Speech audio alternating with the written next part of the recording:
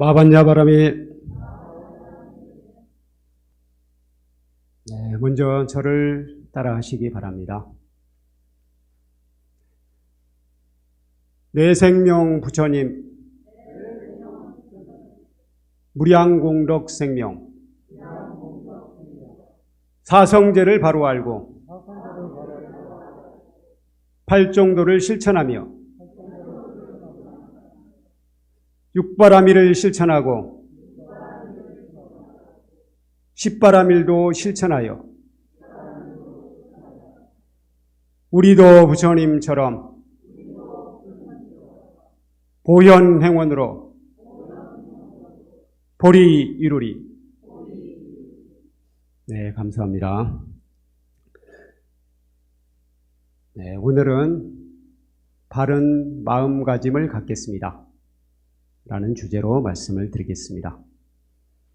네, 지난 시간까지 제가 팔정도의 정견에 대해서 말씀을 드렸어요. 정견에 대해서 말씀을 드리면서 나와 세상을 바로 보자 라는 말씀을 드렸고요. 특히 나를 바로 보자. 나를 어떻게 봐야 되냐? 태상 같은 자부심으로 보자 라고 말씀을 드렸습니다. 제 얘기를 들으신 분들은 기억이 나시죠? 태상 같은 자부심을 갖되 그 다음에 뭐죠?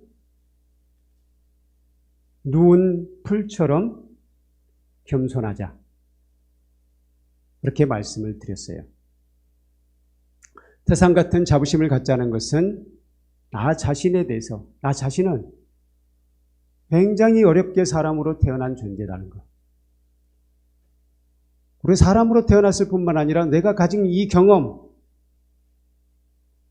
그리고 내가 쌓아온 많은 것, 그리고 부처님을 만났다는 것, 부처님 가르침을 만났다는 것, 이건 대단한 것이라는 겁니다. 쉽게 얻을 수 있는 게 아니에요. 우리가 상당한 공덕을 쌓지 않으면 여기까지 오기 쉽지 않습니다. 그런 점에서 자부심을 갖자고 말씀을 드렸고요. 그렇다고 해서 자부심을 가져야 된다고 해서 자만심까지 가져야 된다 라고는 말씀드리지 않았죠? 누운 풀처럼 겸손하자고 말씀드렸어요. 사실은 자부심과 하심, 겸손함은 연결되어 있습니다. 진정으로 자부심을 가진 사람은 남이 약간 나를 무시해도, 나를 하대해도 그렇게 기분 나쁘지가 않아요. 누가 나를 무시한다고 해서 나는 굳건하게 내 자존감에 대해서 확신을 갖고 있거든요. 확신을 갖고 있으면 남이 약간 무시한다고 해도 그렇게 내 마음이 크게 상하지 않는다는 것입니다. 바로 나 자신에 대해서 바로 인식하는 것, 나 자신을 자부심으로 바라보는 것, 여기서부터 우리가 바른 견해가 시작된다고 말씀을 드렸고요. 두 번째 시간에 몸에 대해서도 말씀을 드렸어요. 몸에 대해서 우리가 어떤 몸을 갖고 있든 어떤 목소리를 갖고 있든 그건 나름대로 최적화된 것이다 라고 말씀을 드렸어요. 우리는 누구는 잘생겼고 누구는 못생겼고 라고 이야기하지만 사실은 그 사람 나름대로는 그게 최선의 조화를 이루고 있다 라고 말씀을 드렸습니다. 그런 점에서 자기의 어떤 면이든지 항상 자부심을 갖고, 그럼에도 불구하고 한편은 나만 자부심을 갖고 있는 게 아니라 다른 사람들도 자부심을 가져야 되는 거잖아요. 누구나 다 존귀하다고 했습니다. 그렇기 때문에 한편으로는 하심, 겸손함도 같이 가져야 된다. 그걸 제가 정견이라고 말씀드렸어요. 근데 그 이야기가 사실은 오늘도 연결이 된다고 볼 수 있습니다. 바른 마음가짐, 그 바른 견해가 바른 마음가짐하고 바로 연결이 됩니다. 사실은 팔정도 뿐만 아니라 부처님의 가르침은 다 서로 연결되어 있어요. 그래서 따로 떨어져서 오늘의 얘기가 존재하지는 않습니다. 사와띠성, 스라바스티, 오늘날의 지명으로는 스라바스티라고 하죠. 사와띠, 사위성이라고는 여러분들이 경전을 통해서 많이 들어보셨을 것 같아요. 바로 금강경이 탄생한 고장, 기원정사가 있는 사와띠 들어보셨죠? 사위성. 사위성에 아주 대단한 부자가 살고 있었어요. 아주 대단한 부자가 살고 있었어요. 이 사람의 이름은 아딘나 풋바카예요. 아딘나 풋바카. 인도의 이름은 그 이름 속에 뜻이 들어있는 경우가 많습니다. 아딘나 풋바카는 무슨 뜻이냐면요. 풋바카는 풋바카. 한번 따라해 보시겠어요? 이름을 알아듣기 힘드니까. 무슨 말인지 못 알아듣는 말이 계속 나오면 힘들잖아요. 한번 따라해 보세요. 아딘나 풋바카. 네. 아딘나 풋바카입니다. 풋바카는 이전에라는 뜻이에요. 이전에. 아딘나는 움켜쥐고서 주지 않는다는 뜻이에요. 이전에 한 번도 줘본 적이 없다는 뜻이에요. 그래서 많은 재물을 가지고 있는데 굉장한 부자예요. 대단한 부자인데 이전에 통 주지를 않다 보니까 이 사람에게 아딘나 풋바카라는 이름이 붙었어요. 준 적이 없다. 그런 뜻이에요. 근데 이 사람이 그렇게 나쁘진 않은 것 같아요. 또 우리도 욕심이 많은데 그렇게 정도 없고 아주 사악하지만 하지 않은 사람 있잖아요. 욕심은 많은데 사악하지는 않은 사람 있잖아요. 정도 많고 그런 사람도 있어요. 근데 이분에게는 아들이 있었어요. 그래서 이 아들을 굉장히 사랑했습니다. 그래서 아들의 생일날 아주 좋은 선물을 하나 해주고 싶었어요. 좋은 선물을 해주고 싶었는데 그래서 자기에게는 금이 엄청 많아요. 그래서 그 금으로 귀걸이를 해줘야 되겠다. 우리나라 사람들에게는 아들에게 귀걸이를 해주다니 그거 이상하다 생각할 수 있어요. 근데 인도 사람들은 장신구를 하는 걸 좋아해요. 그래서 아들에게 금 귀걸이를 해줘야 되겠다라고 생각을 합니다. 근데 금은 많은데 귀걸이를 만들려면 세공사에게 맡겨야 되잖아요. 근데 세공사에게 맡기고 그 수수료를 주는 게 아까워. 그게 아까운 거예요. 그래가지고 이 사람이 자기 기술도 별로 없으면서 스스로 귀걸이를 만듭니다. 귀걸이를 만들어가지고 아들에게 줬어요. 그러니까 귀걸이가 아주 저잡해요. 저잡한 귀걸이를 아들은 하고 다녀요. 그래서 아들은 순진해가지고 그냥 하고 다닙니다. 그래서 이 아들에게는 별명이 붙었어요. 그 별명은 마타 꾼달리예요. 그것도 한번 따라해 보시겠어요? 마타 꾼달리. 마타 꾼달리. 이름이 재밌죠? 꾼달리는 귀걸이라는 뜻이고요. 마타는 조잡하다는 뜻이에요. 그래서 조잡한 귀걸이를 한 녀석. 그런 의미예요. 마타 꾼달리. 그래서 별명이 나중에는 이름이 돼버렸어요. 이름은 다 잊어버렸어요. 그러니까 경전에도 이름은 안 나옵니다. 마타 꾼달리로 나와요. 마타 꾼달리라는 별명이 사실상 이름이 돼버렸어요. 이 마타 꾼달리. 그래서 이 친구는 마타 꾼달리라는 이름으로 계속 성장을 해가고 있어요. 근데 소년 시절에 또 한 번 아버지 때문에, 아버지의 욕심 때문에 또 불행이 옵니다.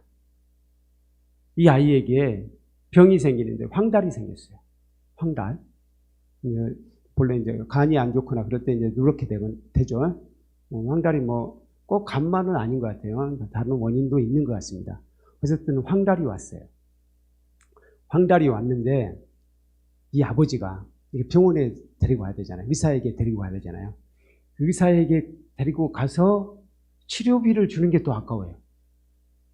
치료비를 주는 게 아까워가지고 본인이 책도 보고 사람들한테 물어보기도 하고 그래가지고 직접 치료법을 배웁니다. 치료법을 배워가지고 자기 아직 아무리 치료법을 배웠다 하더라도 그게 익숙하지 않잖아요. 그 아직 미숙한 치료법으로 아들을 치료를 해줘요. 근데 치료를 하면 할수록 점점 악화되는 거예요. 점점 악화돼요.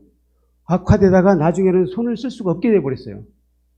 이제는 의사에게 데려가도 이미 늦어버렸어요. 늦어버리니까 이제 이 아버지도 포기를 해요. 얘는 도저히 내가 살릴 수가 없겠다. 죽을 수밖에 없는 것 같다. 그래서 이제 사람들이 이 아이가 많이 아프다는 걸 알고 문병으로 오기 시작합니다. 문병으로 와요. 이 문병으로 오기 시작이니까 이 아버지에게 또 걱정이 생겼어요. 아니, 사람들이 문병을 나가지고 우리 집에 그 많은 재물을 보게 되면 사람들이 욕심을 낼 것이다. 응? 그래서 그걸 살짝 가져갈 수도 있고 또 강도짓을 할 수도 있고 그게 너무 무섭다 라고 생각을 합니다. 그래서 아들을 집안에다 두면 안 되겠다. 어차피 죽을 걸. 집안에 뒀다가는 큰일 나겠다. 하고는 집 밖에도 이 사람이 소유하고 있는 정자 같은 게 있었어요. 그래서 그 정자에다가 데려다 놓고 거기서 지내게 만들어요. 인도는 그렇게 쉽지 않으니까 또 밖에 살아도 뭐 그렇게 불편한 점은 없겠지만 어쨌든 그렇게 바깥에, 집 밖에 있는 정자에다가 아들을 두고 거기서 기거하게 합니다. 거기서 죽어가게 만드는 거예요. 참 슬픈 일이죠. 근데 부처님은 항상 날마다 세상 사람들을 관찰합니다. 매일 새벽 한 3시에서 4시 사이에 세상 사람들을 관찰을 해요. 그래서 내가 도움을 줘야 될 사람이 누가 있는가 그걸 늘 관찰하십니다. 그 얘기를 들으면 참 눈물이 나요. 이렇게 부처님의 자비심은 대단했구나. 항상 그렇게 관찰을 했어요. 매일 하루도 빠지지 않고. 그렇게 관찰을 해보니까 이 마따 꾼달리가 집 밖에 정자에서 죽어가고 있는 거예요. 그걸 보니까 부처님께서 아주 안타까우셔서 생각을 해봐요. 저 마따 꾼달리를 어떻게 하면 내가 도움을 줄 수 있을까? 라고 생각을 합니다. 생각을 해보니까 어차피 쟤는 죽어요. 이제 더 이상 건강을 돌이킬 수가 없는 상태이기 때문에 죽어야 돼요. 죽으면은 천상에 갈 수 있도록 해줘야 되겠다. 라고 생각을 해요. 천상을 가게 하려면 어떻게 해야 되느냐? 바로 부처님에 대한 깊은 믿음. 그걸 갖게 하면 부처님 삼보, 불법 승에 대한 깊은 믿음을 갖게 하면 제가 천상에 가게 될 것 같다. 라고 생각을 해요. 부처님께서는 마지막 시나리오를 다 써봐요. 천상에 가서 나중에 아버지를 보기 위해서 한번 천상의 몸으로 이 땅에 내려올 것이다. 천상에 내려오면은 그 인색한 아버지에게 가르침을 베풀게 될 것이다. 그렇게 되면 아버지도 구제될 수 있다. 라는 것까지 생각을 하셔요. 그리고 이제 그렇게 예측을 해보시는 거예요. 부처님 나름대로 시나리오를 써보십니다. 그래서 이 마따 꾼달리에게 가서 내가 믿음을 심어준다면 그게 여러모로 이익이겠다. 라고 생각을 하셔요. 그래서 부처님께서 탁바로로 가시는 길에 마따 꾼달리가 있는 정자를 살짝 지나가십니다.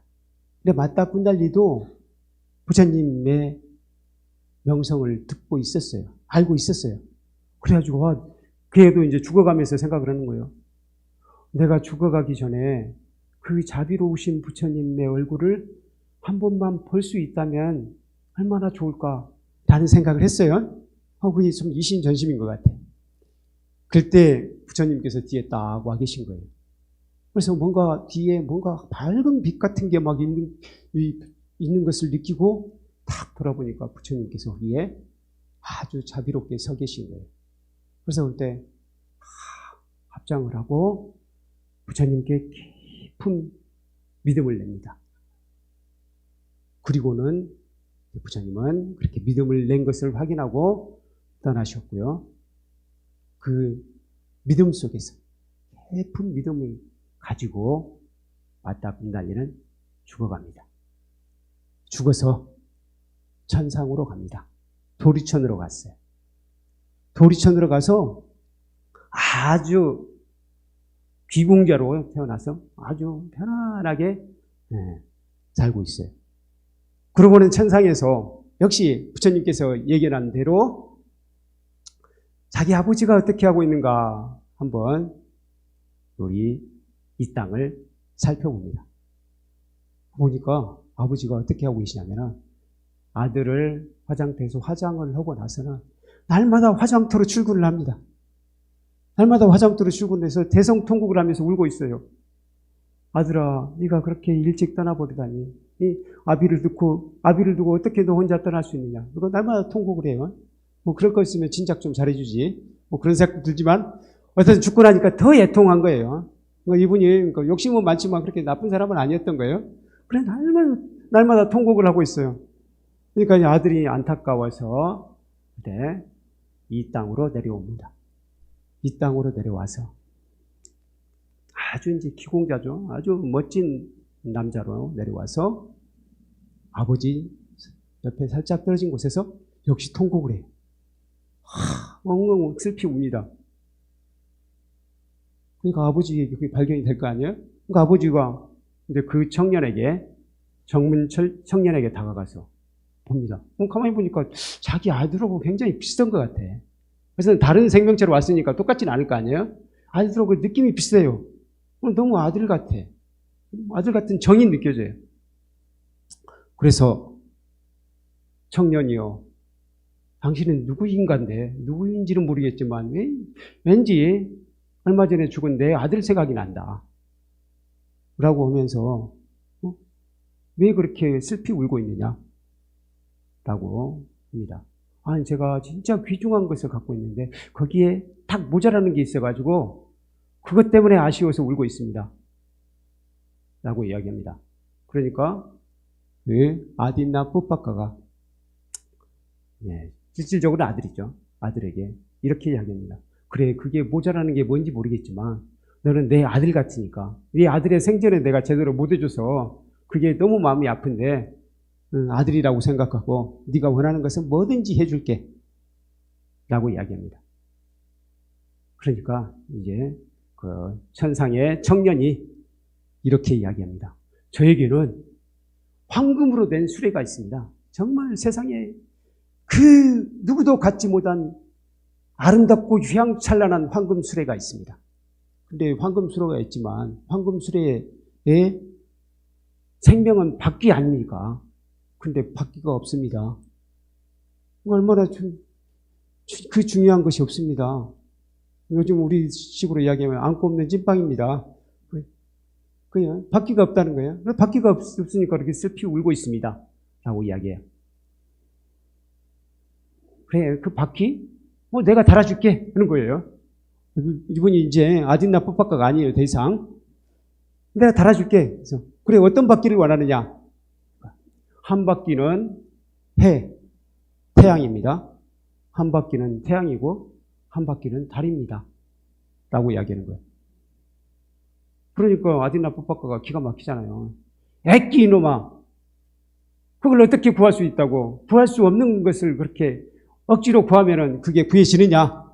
그럼 구할 수 없는 것을 가지고 슬피 울다니, 응? 참 어리석구나, 라고 이야기해요.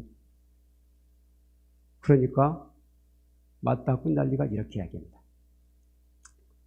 아들이, 실질적으로 아들이, 당신도 마찬가지네요.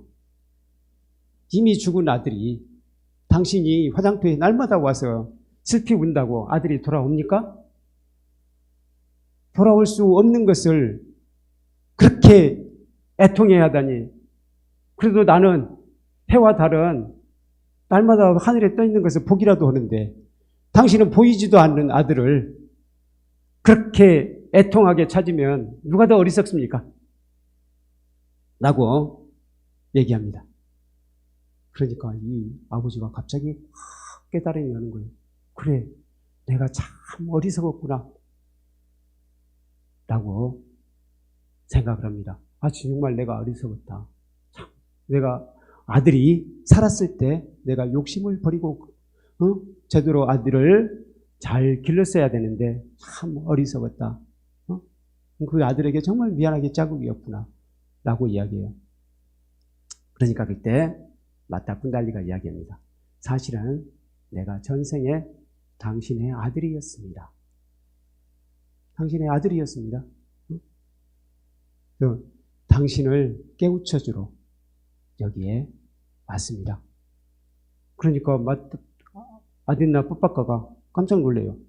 아니, 네 놈이 그냥 집에서 재롱만 부렸지 아무런 공덕도 쌓은 적이 없는데 네가 어떻게 천상에 갔단 말이냐? 난 믿을 수가 없구나. 라고 이야기합니다. 그러니까 이 맞다 군달리가 이렇게 이야기해요. 제가 죽어가기 직전에 부처님을 배웠습니다. 부처님을 배워서 그때 제가 깊은 믿음을 일으켰습니다. 신심을 깊이 일으켰습니다. 그 공덕으로 제가 천상에 가게 됐고, 그래서 아버지를 이렇게 만나게 됐습니다. 그래서 아버지도 이제 부처님을 뵙고 부처님의 가르침을 듣고 부처님을 깊이 믿으십시오 라고 얘기합니다. 그때 누가 나타나요? 당연히 부처님이 나타나시죠. 이렇게 교화하기 좋을 때 안 나타나실 리가 없잖아요. 그렇죠? 이 아버지가 이제 깊은 믿음을 내어서 부처님의 가르침을 받아들일 준비가 딱 돼 있는데 그때 안 나타나실 리가 없죠. 그때 부처님께서 나타나셔서 바로 이 개송을 읊어주십니다. 같이 한번 읽어보실까요? 우리 법회보 맨 앞에 나와 있습니다. 빨간 글씨로 되어 있는 부분. 같이 읽겠습니다. 시작. 어떤 일을 하든 생각이 앞서가고 생각이 가장 중요하며 생각이 모든 일을 만든다. 만약 밝은 생각으로 말하고 행동하면 행복이 그를 뒤따른다. 그림자가 물체를 따르듯이. 여기서 생각이라고 했는데요. 어떤 경우는 마음이라고 번역하기도 해요. 여러분들 어떤 게 더 맞는지 한번 생각을 해보세요. 이 생각이라는 게 팔리어로는 마나인데 마나는 일반적으로는 마음이라고 번역을 했습니다. 근데 저는 이제 마음이라는 게 굉장히 포괄적이기 때문에 마나는 영어로 오면 마인드예요. 마인드를 딱히 마음이라고만 하기는 애매하죠.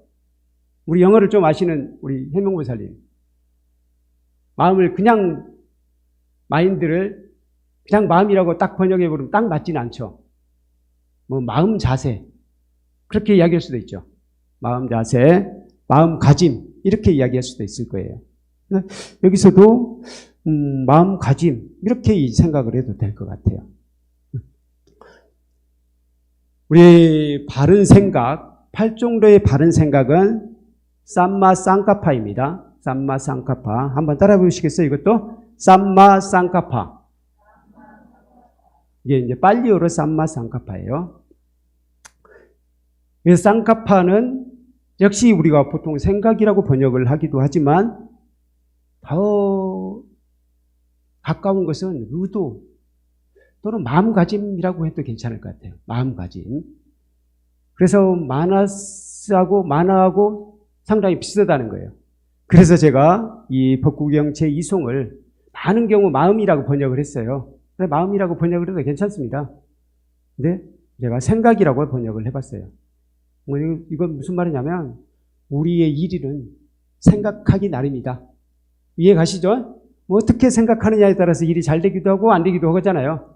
근데 생각은 우리가 의도적으로 할 수가 있잖아요. 뭐 그런 점에서 좀 포괄적인 마음보다는 생각이라고 번역을 해봤습니다. 그래서 오늘 이 시간에는 마음가짐이 굉장히 중요하다. 어떤 마음가짐을 갖느냐 이게 굉장히 중요하다는 말씀을 드리고자 합니다. 이 개송을 부처님께서 읊어주실까? 아버지가 어떻겠어요? 그 자리에서 깨달음이 확 왔겠죠? 깨달음이 와서 뭘 성취를 했느냐? 수다원과를 성취했어요. 우리 금강경에 보면 수다원,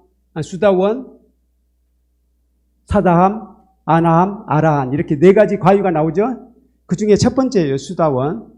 수다원은 뭡니까? 성자의 반열에 들어가기 시작하는 거예요.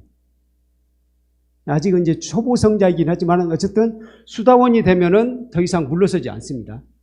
수다원이 됐다는 것은 어떤 것을 의미하냐면은 이 강물이 쭉 흐르고 있다고 생각을 해보세요. 그 강물 위에다가 배를 띄웠습니다. 배를 띄우면은 그 배가 거꾸로 올라갑니까? 절대적으로 거꾸로 가진 않아요. 밑으로 내려가게 돼 있어요. 아래로 내려가게 돼 있어요.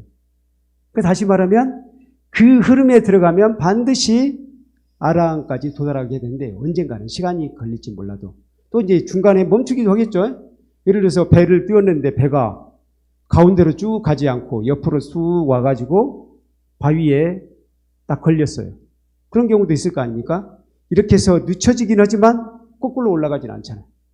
그렇죠?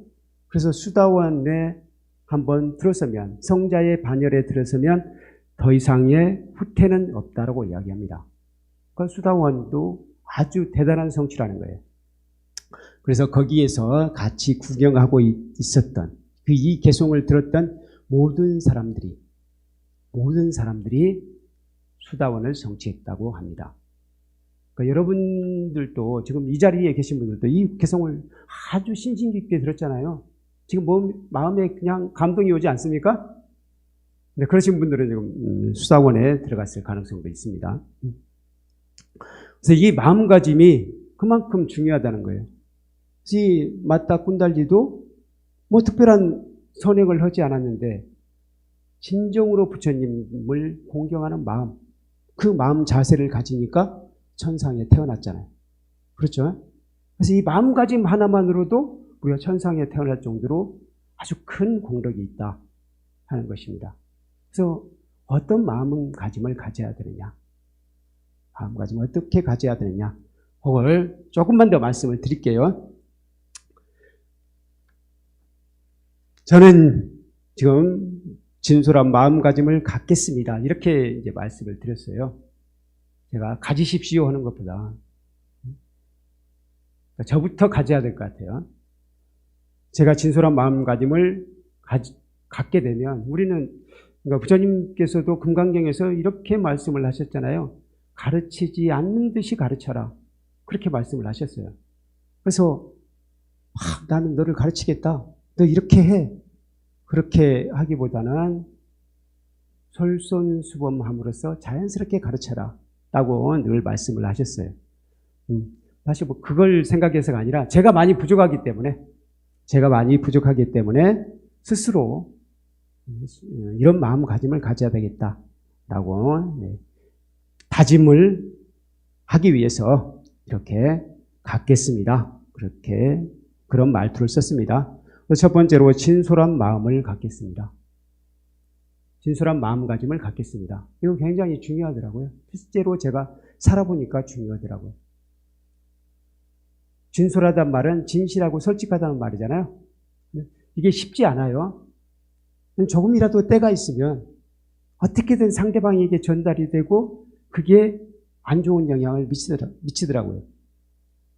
그러니까 진실로 진솔하기가 쉽진 않다는 거예요. 그래서 만해 스님의 책은담, 제가 즐겨 읽는 책 중에 만해 스님의 책은담은 이제 우리 동양의 아주 우리에게 교훈이 되는 말들, 그것들을 모아놓은 거잖아요. 근데 그 중에서 또 만해 스님이 골랐어요.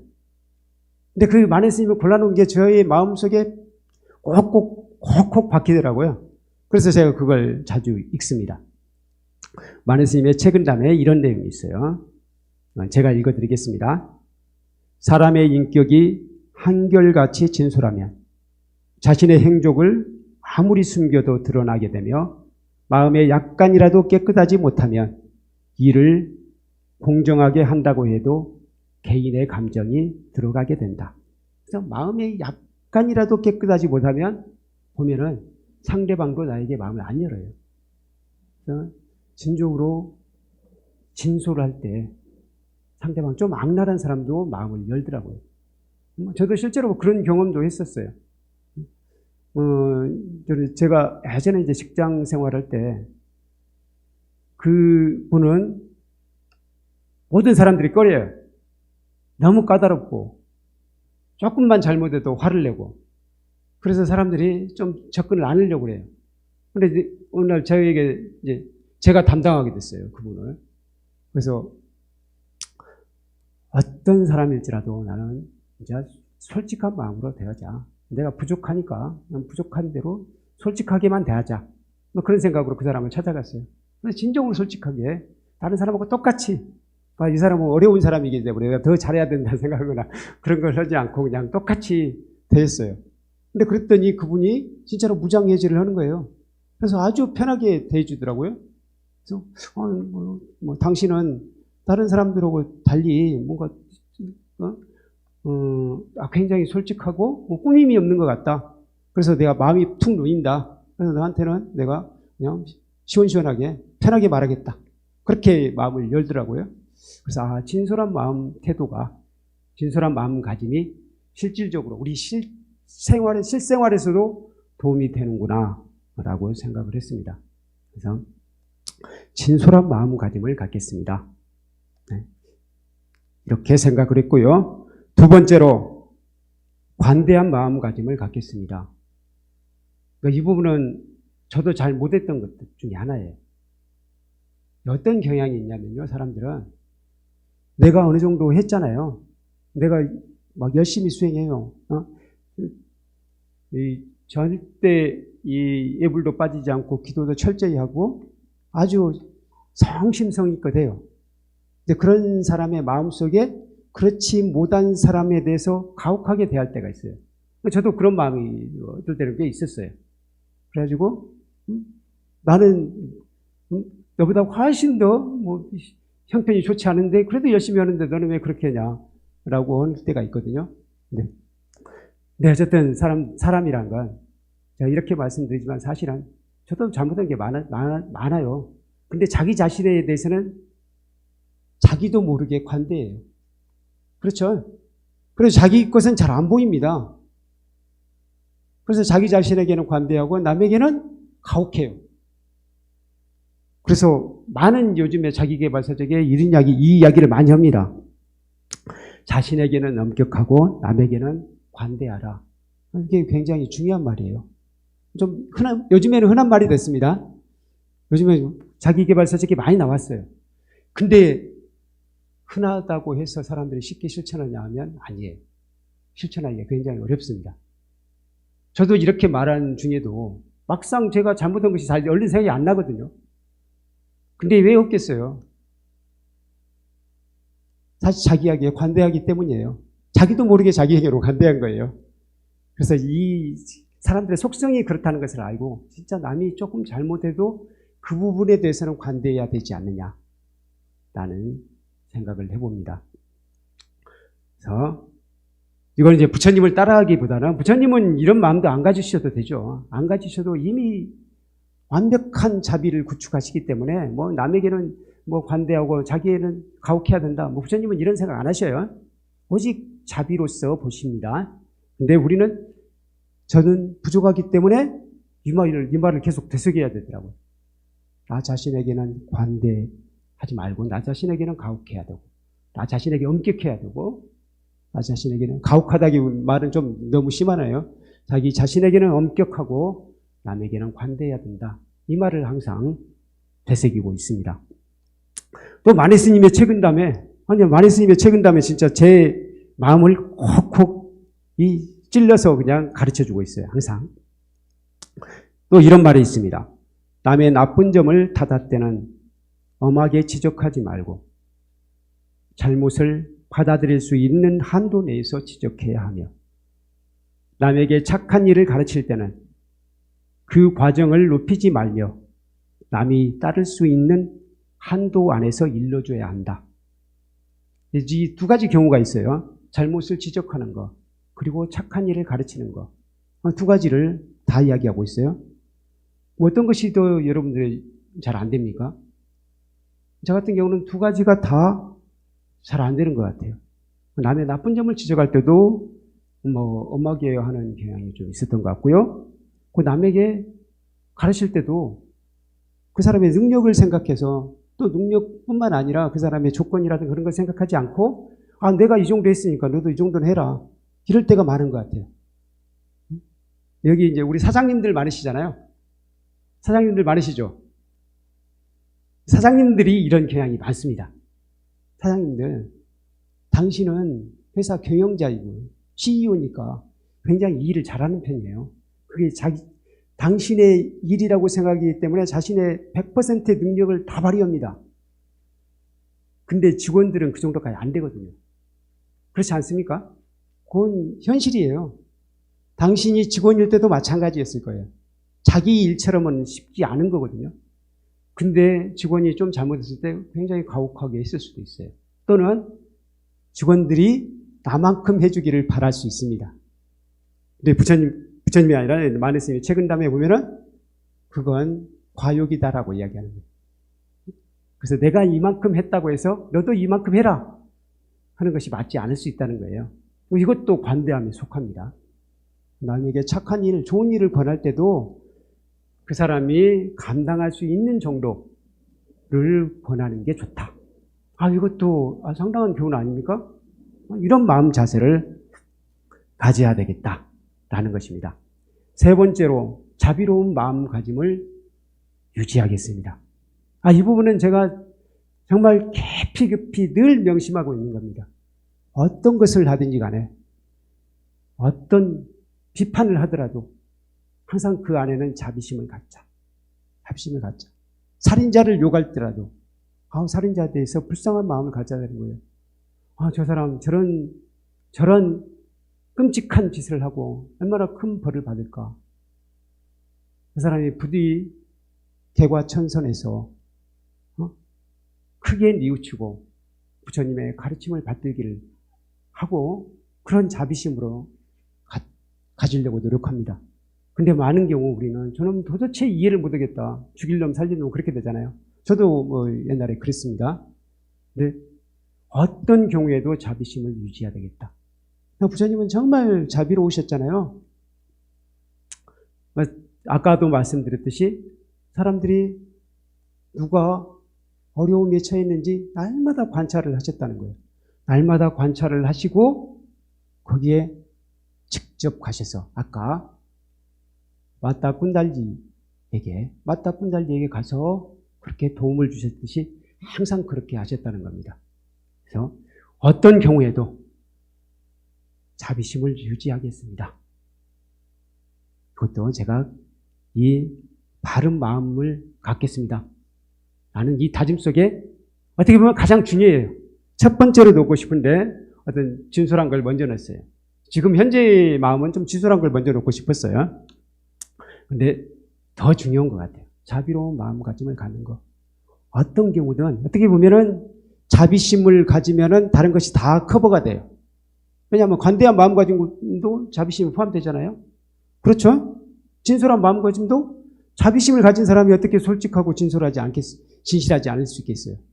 자비심 하나로 다 다른 것이 평정이 되기도 합니다. 그래서 자비로운 마음가짐을 갖겠습니다.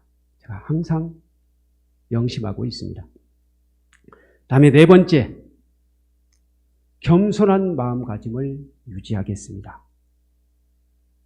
그래서 부처님 시대에는 우리 스님들이 탁발을 하셨어요. 탁발이 뭔지 아시죠? 집집마다 돌아다니면서 밥을 빌어서 드셨어요. 밥을 빌어서 드신 것, 여러 가지 의미가 있습니다. 첫 번째로는 우리가 그 당시 스님들이 무소유였기 때문에 가진 것이 없잖아요. 가진 것이 없이 살아야 되기 때문에 뭔가 이 탁발을 나누려면 내가 비축을 해놔야 되잖아요. 비축을 해놓고 그걸 드셔야 되기 때문에 뭔가 생기게 되는 거예요. 소유를 하게 돼요. 소유를 하면 욕심이 생기잖아요. 그래서 그런 욕심을 갖지 않게 하기 위해서 탁발을 했고요. 또 한편으로는 탁발을 하게 되면 사람들이 음식물을 주게 되잖아요. 주게 되면 그 사람에게는 뭐가 됩니까? 공덕이 돼요. 그 사람들에게 공덕을 쌓게 해주는 거예요. 공덕을 쌓게 해주는 거예요. 이것도 이제 자비심의 발로라고 할 수 있습니다. 또 한편으로는 수행자의 입장에서 남에게 밥을 빌려갈 때 여기 한술 떠봐. 이렇게 할 수 있습니까? 밥 한 술 주십시오. 이렇게 합장하면서 공경하게 할 수 있게 하게 되죠? 그렇죠? 그래서 하심을 하게 된다는 거예요. 자연적으로 하심을 하게 돼요. 겸손한 마음을 갖게 됩니다. 수행자로서는 겸손한 마음을 갖게 하기 위해서 탁발을 했다라고 할 수 있습니다. 그래서 그 생활 속에서 부처님께서는 우리 수행자들에게 겸손한 마음가짐을 가져야 된다. 라는 것을 자연스럽게 가르치고 계셔요. 그래서 부처님 시대에 두타 제일로 유명한 가섭존자가 있었죠. 마하가섭존자. 우리 사형 스님 중에 이제 가섭 스님도 계십니다. 가섭 스님도 우리 이제 어떻게 보면 마하가섭존자의 정신을 이어받았다고 할 수도 있겠네요. 그 이름을 받으셨다는 것을 보면 마하가섭존자에 대해서 이렇게 칭찬을 하신 적이 있어요. 우리 법회보 오른쪽을 한번 보세요. 네. 가섭이라는 이름을 빨리어로면 까사빠입니다. 까사빠는 달이 오래된 우물이나 산의 협곡이나 강의 절벽을 내려다보는 것과 같이 몸과 마음을 멀리하고 언제나 새롭고 겸손한 태도로 제가의 집을 방문한다. 이렇게 말씀을 하셨어요. 이 말은 무슨 말이냐면 가섭존자는 제가 집을 갈 때 달이 오래된 우물, 달을 생각해 보세요. 달이 우물도 비추고 산 협곡도 비추고 강도 비춰주잖아요. 골고루 비춰주죠. 골고루 비춰줍니다. 그러니까 가섭존자는 어느 집을 가든 똑같이 똑같은 마음으로, 한결같은 마음으로 달이 세상을 골고루 비춰주듯이, 달이 청계의 강에 골고루 비춰주듯이, 달이 처음에는 가섭존자가 가난한 집을 좀 찾아갔다는 이야기도 있습니다. 가난한 집을 찾아갔어요. 가난한 집을 찾아간 이유는 가난한 집이 공덕을 쌓아야 되니까 가난한 집을 일부러 찾아갔다고 합니다. 그런데 나중에 이제 부처님께서는 그렇게 골라서 가지 말아라. 차례대로 가도록 해라. 그렇게 나중에 가르치셨다고 합니다. 어떤 마음은 항상 한결같았어요. 가섭존자는 한결같이 어느 집에 가나 똑같은 마음으로 나에게 닭발을, 나에게 음식물을 주는 이 집안이 늘 평안하고 건강하고 행복하기를 하는 마음으로 갔다는 거예요. 달이 골고루 비춰주듯이 그런 마음으로 갔어요. 그렇게 항상 남의 집에 들어갔다는 것이고 또 언제나 겸손한 태도로 가섭존자면은 그때 이미 도가 트인 아라한이었습니다.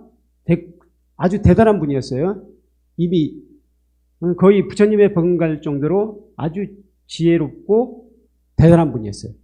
근데 그럼에도 불구하고 전혀 거만하지 않고 아주 겸손한 태도로 제가의 집을 방문했다는 겁니다. 그런 태도로 너희들도 항상 제가의 집에 탁발하러 갈 때는 그런 마음가짐을 가져라. 다시 말하면 겸손한 마음가짐을 가져라. 라고 말씀을 하셨어요. 저도 그런 마음으로 항상 겸손한 마음가짐을 유지하겠습니다. 하는 것이고요. 그리고 마지막 5번째, 생각으로부터 벗어나 있는 그대로 보고자 노력하겠습니다. 이 부분은 지난번에 정견하고도 연결이 되는 부분입니다. 그래서 바른 생각을 갖자고 얘기했는데 한편으로는 이 바른 생각이라는 것도 어떻게 보면은 이름이에요. 바른 견해라는 것도 이름이에요. 그래서 우리가 많은 경우 우리가 생각하고 있는 것이 진실로 착각하는데 사실은 진실이 아니라 그냥 생각일 뿐인 경우가 많습니다. 예를 들어볼까요? 나는 못생겼다. 그거 진실입니까? 생각입니까? 네? 생각이죠. 다른 각도에서 보면은 못생겼다고 될 수도 있고 잘생겼다고 될 수도 있고 그러잖아요. 그게 생각이라는 거예요. 근데 많은 경우 우리는 생각을 진실이라고 생각을 해요. 그런 경우가 엄청 많습니다. 그렇죠? 저 사람은 키가 크다. 마찬가지죠? 저 사람은 2m 5예요. 그럼 그 사람은 키가 크다. 진실입니까? 아닙니까? 어떻게 보면 진실인 것 같은데 그것도 생각이라는 거예요. 많은 경우 생각이에요. 거인족 나라에 가봐요. 거인족 나라에 가면은 2m 5도 작은 키가 돼요. 그렇잖아요. 그렇기 때문에 많은 경우에 우리가 생각을 우리는 진실로 착각한다는 거예요. 네? 혹시 그런 것은 아닌가? 저는 늘 반성하겠다는 것입니다. 다시 말해서 생각으로부터 벗어나 있는 그대로 보고자 노력하겠다. 있는 그대로 보고자 한다는 것은 다시 말하면 세상을 뭘로 보겠다? 연기법으로 보겠다. 연기법으로 서로 연결되어 있다는 거예요. 연결되어 있기 때문에 사실은 그 사람 크다 작다 할 수가 없어요. 어떤 경우 어느 나라로 가면은 키가 작은 편이지만 어느 나라에서는 클 수도 있고 그렇잖아요. 그렇기 때문에 우리가 많은 경우 이건 진실이고 진리라고 생각하는 것들이 생각일 뿐인 경우가 많다는 거예요. 이 생각으로부터 벗어나서 바르게 보겠다. 있는 그대로 보겠다. 이 5번째는 좀 어려울 수도 있네요. 5번째는 뭐 크게 여러분들은 염두에 두지 않으셔도 되겠습니다. 그래서 이 4가지는 한번 우리가 같이 생각해 보면 어떨까 생각해 봅니다. 진솔한 마음가짐을 갖는 것, 관대한 마음을 갖는 것, 자비로운 마음가짐을 갖는 것, 그리고 겸손한 마음가짐을 갖는 것.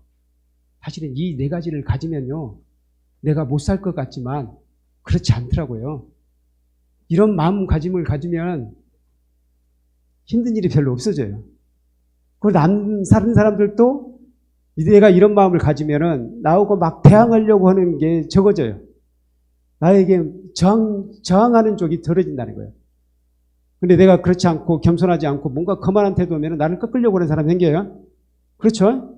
관대하지 않고 칼같이 그렇게 하면은 나를 역시 용서하지 않는 사람이 생겨요. 그렇죠? 뭐 그런 게 적이 많아지더라고요. 근데 이런 태도를 가지면은 상대적으로 적이 적어지고 내가 편안해지더라고요. 그런 점에서 한편으로는 나를 위해서도 이런 마음을 가져야 되겠다. 이런 마음가짐을 가져야 되겠다. 그런 생각을 해봅니다. 자, 퀴즈를 하나 낼까요? 불교는 이기적인 종교입니까? 이타적인 종교입니까? 네? 굉장히 어리석은 질문이래요. 아까 제가 생각으로부터 벗어나서 진리를 바라보겠다 그랬잖아요.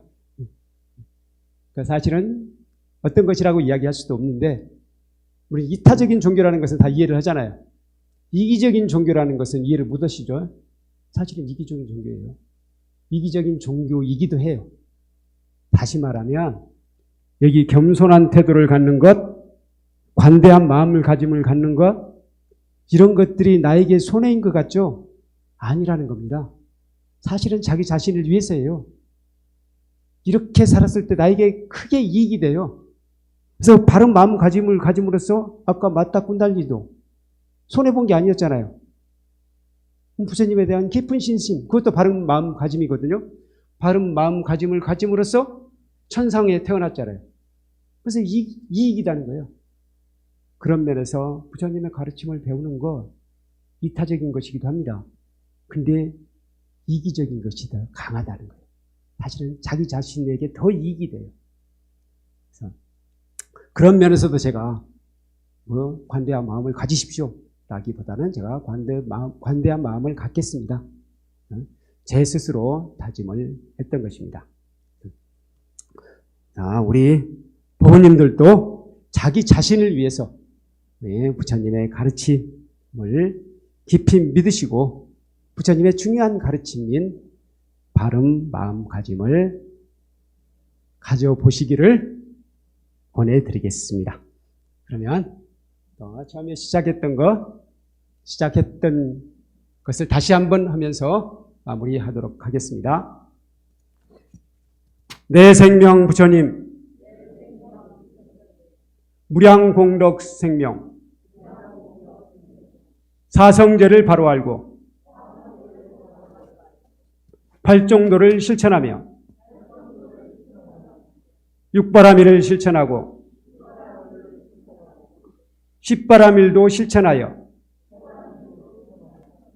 우리도 부처님처럼